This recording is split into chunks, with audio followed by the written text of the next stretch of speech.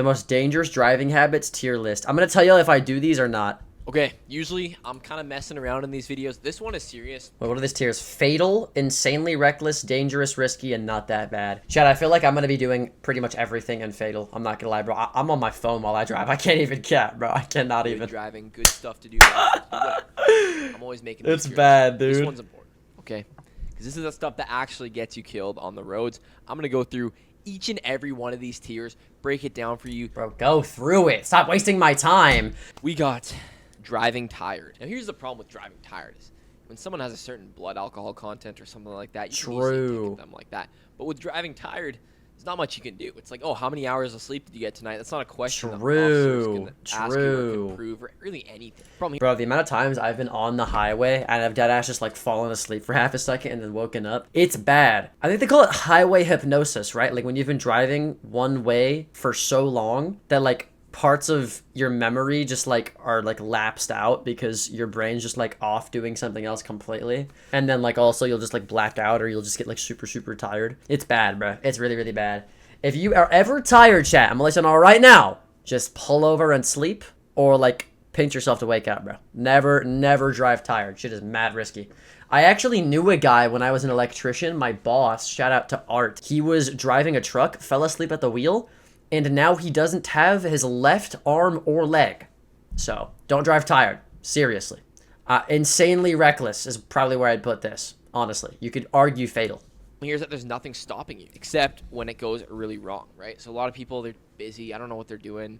Staying up late, and you don't get much sleep, okay? Life's busy. I know.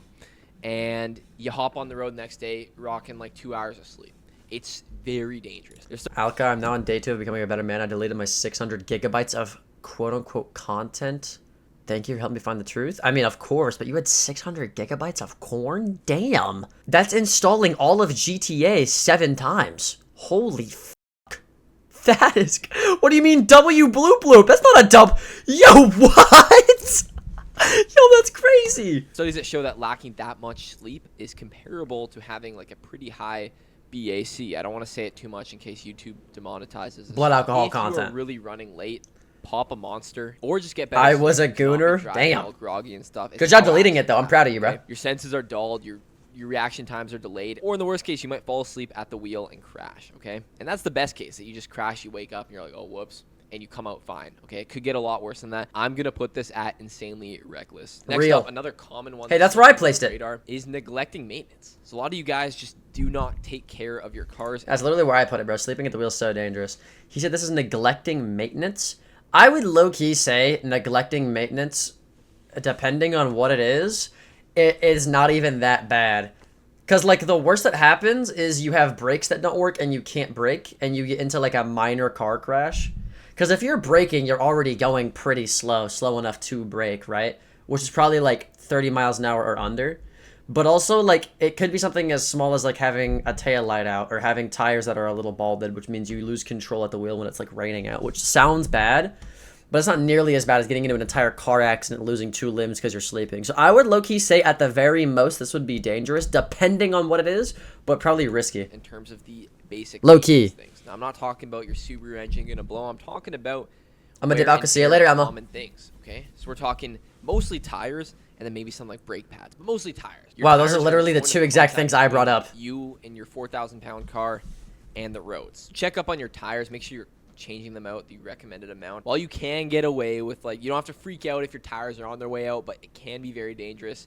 So it's going into dangerous. Next. Yeah. I think it's fair. Because, like, I've had points where I've had brakes that are loose, or I've been on like wet roads and not been able to brake. And if you're a good driver, it's not that dangerous because you can kind of just swerve out of the way and then regain control. But for most people, they're not really like that. Like, bro, I was at a point where I was like going 40 down the road and a red light was up and I started to brake, but because the road was wet, my brakes weren't catching.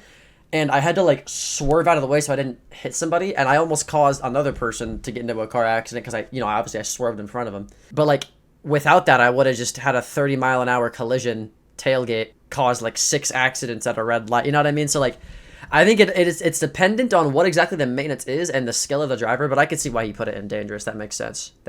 I'm assuming this next thing is speeding. Next up, Okay, every time I mention this, everyone piles on me in the comments. We're talking about speeding, but not just any speeding. We are talking about excessive, reckless speeding. Now, Okay. I said many times, I continue to stand by this. I was gonna say, bro, like 5 miles an hour over or 10 miles an hour over is not that bad. In Texas, I'm pretty sure if you're going 5 over, they can't even like criminally charge you where I live.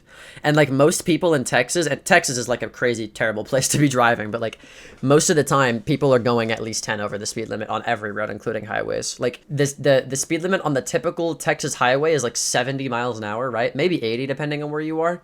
And everyone's going at least 90. And the cops don't even pull you over because everyone's doing it. But if he's talking about like reckless, excessive speeding, I would say honestly that's fatal or it's insanely reckless. Dependent on the road. Not even, because even if it's a school zone that's like 20 miles an hour, if you're going 50, yeah, you could kill somebody, bro. And you can lose control of your vehicle as well if you're not a good driver. So like, I would low-key say fatal, I'm not gonna lie. If you are in an area where the limits are known to be slow, where the cops are not going the limit, where the cops don't pull for you going a bit over the limit, it is okay to push it a bit. Use context. Use your head, okay? Right. Push it a little. You can go as high as you want to on the road as long as it's the same speed limit everyone else is going. Do you know what I mean? Should you do this? This is against the law? Absolutely. You should not be doing this. It's against the law. I'm not saying to do it. But I am saying you're probably not going to get pulled over or get in a car crash if everyone's going 90 on an 80 and you also go 90. You know what I mean? As long as you're going the same speed as the cars around you and you're keeping a good distance, you'll probably be fine, right? Little at your own risk, but push it a little, right? I don't want you getting pulled and blaming me. But there's a certain point where it crosses the line, not really a point, more of an area where it goes from chill speeding to like, okay, it's technically speeding, but is it really, to absolutely reckless speeding. Absolutely reckless to me is like probably 20 miles an hour or over. Because going a 50 and a 30 is like, yeah, bro, you're speeding recklessly. Or like a 100 on an 80. I feel like 20 or over or 30 and over is where like, yeah, bro, you gotta slow down. I raced Bradle on the 45. How'd that go? She does this, right? It's actually a lot more common than you think. As a certified broccoli hair 19-year-old, I have fellow friends that are also a similar type. I just realized I've been covering this guy's face cam this entire time. Stick together like a pack of wolves. Now, guys that look like me aren't known to be the smartest, okay? True. So when I hang around these types of people, even though they are good guys in like pretty much every other way, you hear a lot of stories or you witness them going crazy speeds. And it's just like, man, it's all chill. It's all fun and games until it's not. Just I always tell people, you know, you could push the limit a bit if it's within a reason and it's in the right area. Right. But if it's excessive speeding, it's fatal. Next up on the that's what I said. That's what I said. Driving too slow. Now, this is also bad. Here's why. You're going places, I see this most on highways. So this next one's driving too slow. One thing I will say, I'm pretty sure the majority of crashes are actually 20 miles an hour and under. Like most car crashes happen at slow limits. Also, driving too slow under the speed limit is actually just as much of a crime as speeding is because you're impeding traffic, right? So you can really cause crashes because imagine like the speed limit's 70 miles an hour on a highway, right? And you're taking a turn at 70. And then because you're taking a turn, you can't see someone on the opposite end of the turn and they're going 30. You're going to hit them because they're going so slow, right? Or like excessively braking really quickly in front of people. That causes crashes too. Yo, get this man's dick sucked now. Fat ginger. Okay. I wouldn't say it's as fatal as excessive speeding, but it's definitely like dangerous or insanely reckless for sure. When you're going on places like highways or kind of major roads, there's an expected flow, right? So if you're breaking that, it's going against the flow. People are gonna have to I gotta go have fun. Little live action. It creates a mess and a headache. Additionally, if it's a one-lane road, then it's gonna cause people to do kind of dangerous things to get around you because they have to. And obviously, that's within their control and that's their fault technically. But you're the root of the cause if you're driving too slow. Do not go slower than the speed limit, okay? Do not. So it's not incredibly dangerous, but it still is dangerous and most of all, very annoying. I'm gonna put it in dangerous. Next up, we have prematurely making a left turn at an intersection. This is like the most common way I see personally of accidents happening. Now I'm going to try and explain this the best I can. This is a really specific if you're thing. Making a left turn at an intersection, right, and it turns yellow, you have to wait until the oncoming cars have either stopped or gone through, okay? You cannot guess. You cannot start to go when they're still going. You have to wait until you know oncoming cars are done going through the intersection. Yeah. So even if that means I went to go get Dutch Bros this morning and I had this exact issue where I was turning left, but I was at like a green sort of like yellow yield light. Right? I don't remember which color it was exactly, but the cars wouldn't stop coming. And this dude had a green light, but he was trying to let me pass and take a left turn. Like he broke at his own green light. And I was like, do I go? Do I not go? Like, what the is this guy doing? Like, taking left turns at lights is extremely, extremely weird. If you're in the UK or anywhere else in the world, it's like taking a right at an intersection, like a four-way intersection. I swear y'all can turn at red lights. Yeah, we can. The rule for America is we can turn right on red lights because you're only having to look at one lane of traffic, and if you see no one's there, why wouldn't you just go? You know what I mean? For y'all, it would be the equivalent of being able to turn at intersections on lefts. You know what I mean? So you treat it as kind of like a yield sort of thing. But we can't turn on lefts because then you're having to look at 2 lanes of traffic and cross those. So, but there's also a lot of intersections, depending on like how many accidents are at the intersection or what type of intersection it is and how the traffic flow works. There's some intersections that have a sign that says no turn on red. So it's really dependent on where you are, but most of them, yeah, you can turn on a red. You can turn right on a red. Red, or even if it's red, you're entitled to stay there until you know it's safe to make your left turn. But what happens is a lot of people think that, oh, as soon as it turns yellow, I'm in the intersection waiting to make my turn. I can just go. No, okay? It is going to be your fault. So wait until the car has gone through, then make your left turn. Doesn't matter if you technically run a red. You are entitled to. I always do. I don't care, Madison. And you call me a bad driver. Like, what do you mean you don't care? Okay. Sit in the intersection until you know it's safe to make your left turn. This seems like something that's harmless. Oh, I'm just turning left when it's yellow. But I would put this risky. I put this risky. I'm going to put it in insanely reckless. What? I have to throw one in for the non-drivers because some people don't drive and watch my videos. And this is for the pedestrians, okay? And this is wearing the all pedestrians black fits at night. Now, this seems... Wearing all black fits at night? I'm not gonna lie, I've almost hit people because of this. I've actually almost hit people because of this. So, I see it. I would put it in risky, though. I wouldn't put it crazy. Because if you have your lights on and you have good vision, you'll miss them for like a second, but then you see them, right? Because they're moving, obviously. So, is it risky? Technically, yeah, but I wouldn't put it in the same risk as like low maintenance or driving slow on the freeway. You know what I mean? So harmless. What's the big deal, right? But if you're going for a walk at night and you're in complete black, you are not visible to cars, okay? Yes, you have right of way, but what good is right of way when they're going to hit you? Alka, you should look at the UK magic roundabouts that the average American would have an aneurysm. Wait, UK magic roundabouts? What are those? Hold on. UK magic roundabouts. Is it just a normal roundabout? Because we have roundabouts here. Oh, what the f***? So it's one big roundabout with 5 other roundabouts in it? I feel like people who get confused at roundabouts are low-key kind of f***ing stupid. All you do is yield. All you have to do is yield.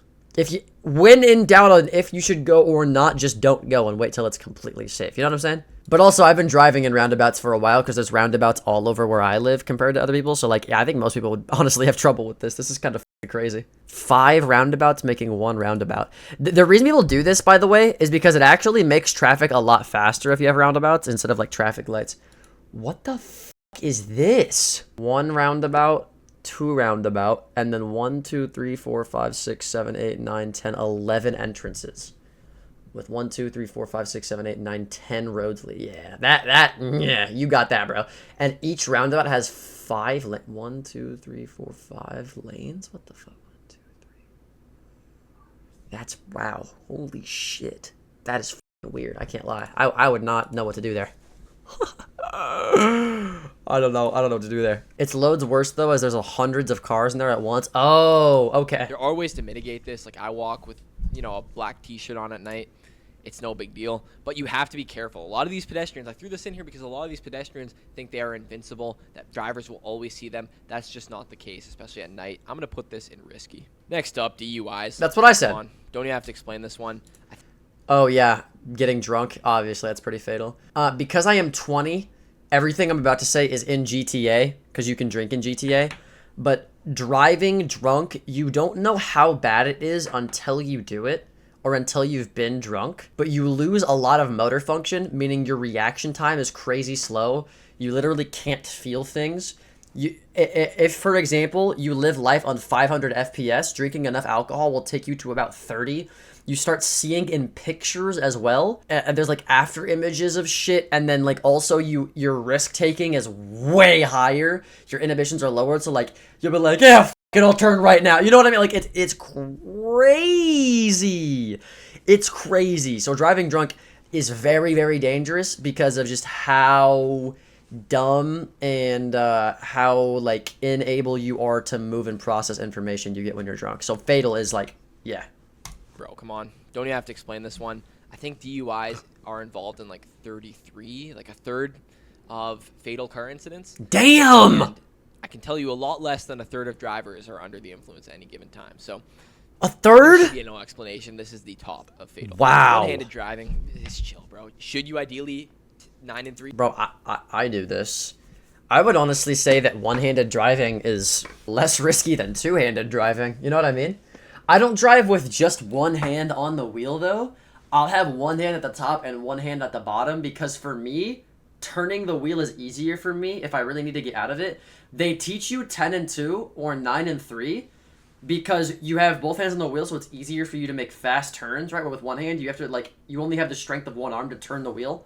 It's way harder. But if you have top and bottom, for me, that's way easier to move than it is to just have 10 and 2. You have more strength like this than you do like this. So having a hand here and then one on your lap that you can quickly just like grab the wheel with, I feel like is honestly safer. At least for me, it comes more naturally as well. So yeah, not that bad is probably the tier I'd put it, honestly. No-handed driving and using your D is better. Okay.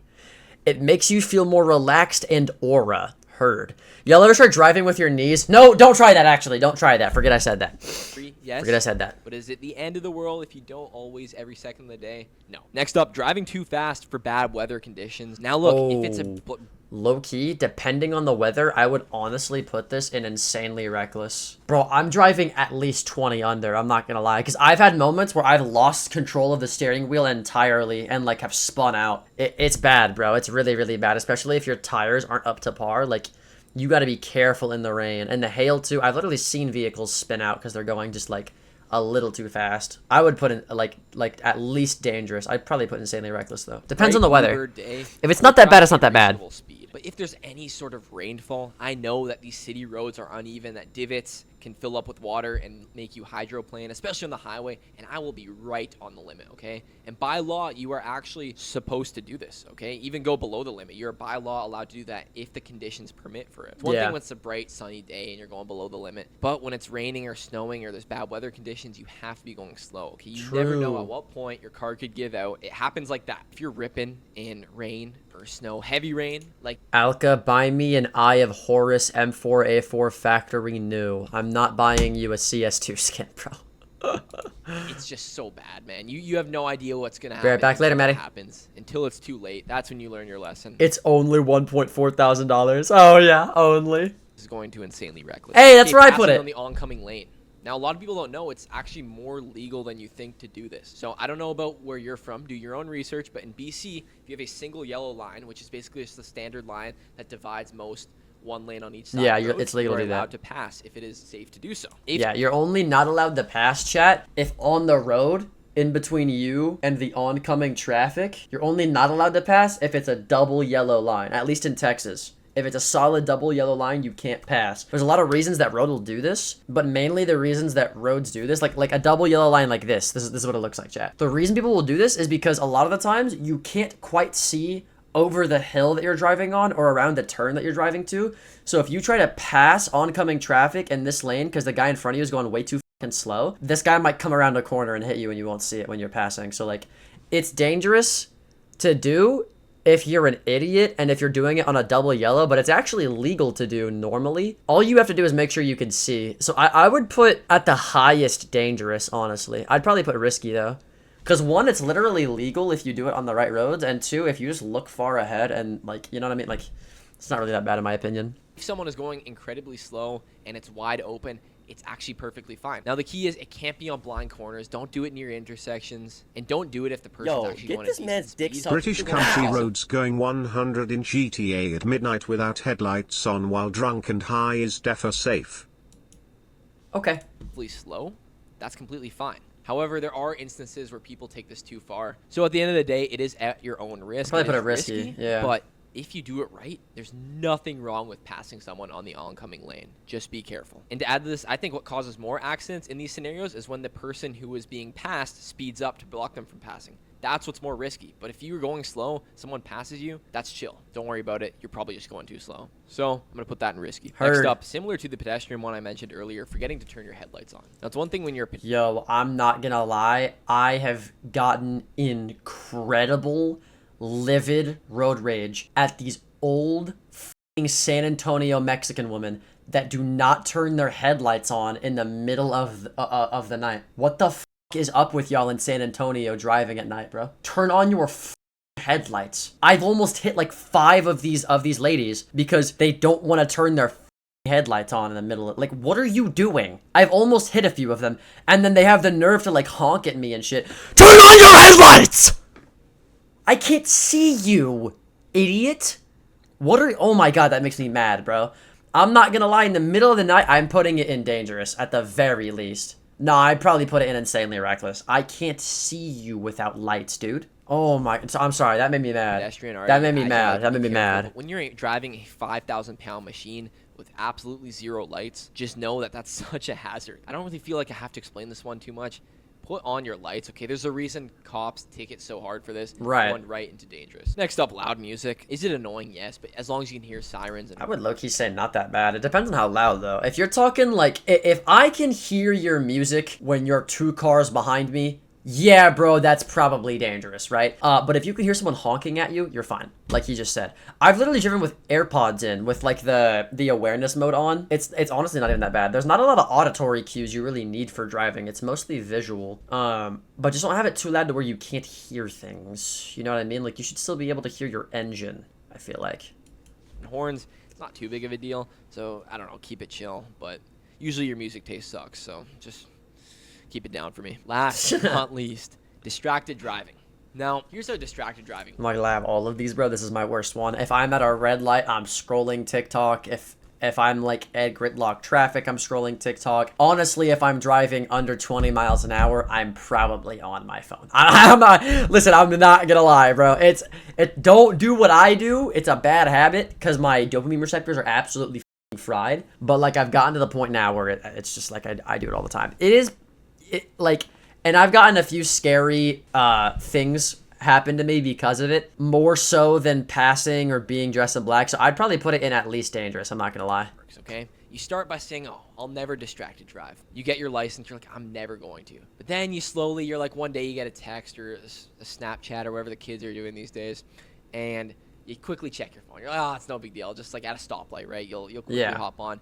Then slowly it turns out, "Oh, now I want to change the song." And it's like, "Oh, well, I'm moving, but I need to adjust That's the how they map." get you, bro. It's like every so often you start to do a little bit more and more because like it is low key not even that bad, and then it gets bad. And you slowly build yourself up until it's like just a habit, okay? And this is why you need to cut phone use anytime you do it, okay? Pull over if you have to. I know it seems extreme, but if you have to use your phone, pull over. There's a reason cops ticket for this so hard. Does it seem extreme when you get a massive ticket for like changing the song at a stoplight? Absolutely, okay? That itself I don't agree with, but I do agree with the idea that if you ticket at that point, then it will stop the people who are driving with their phones. True, that's a good point. Dangerous. That's a Your good point. phone literally just sucks all your attention away. So if you're operating a moving vehicle, which is something you need to put in your head more often, is that you're driving a 5,000-pound like weapon pretty much. That's low-key true though, bro. And like it's even more if you're driving one of those like big ass lifted trucks. I hate motherfuckers that drive trucks and will just like not use turn signals and just swerve into people's lanes because they know what the fuck are we gonna do about it. Their vehicles weighs so much more and they're so much bigger than ours. So like they'll just drive like an idiot because they know they can get away with it and they won't get hurt. But like if you're in one of those cars, it's even more dangerous, right? So like yeah, you gotta be careful. And you're on your phone scrolling TikTok, whatever, like stop, okay? We know no girls are texting you. Nothing's happening. You got no motion, okay? So put your phone away, put your music on, throw it in the back seat if you have to. If you actually are on your phone. I would low-key say dangerous or insanely reckless. I'm putting it in. We'll finish off with insanely reckless. If you guys enjoyed this video, then you will enjoy all my other videos. Low-key, I don't think you got a single placement wrong except for the headlights one. I'd probably put that in insanely reckless. But like other than that, good video, good video, good video. I gotta go catch up on Demon Slayer. I have 2 more episodes left until I can see the movie, so I gotta go watch those right now, and then I'll see y'all later, though. I'll see y'all later. I love y'all. See ya, Unk. Don't be too ginger, though. Appreciate the advice, bro. Appreciate the advice.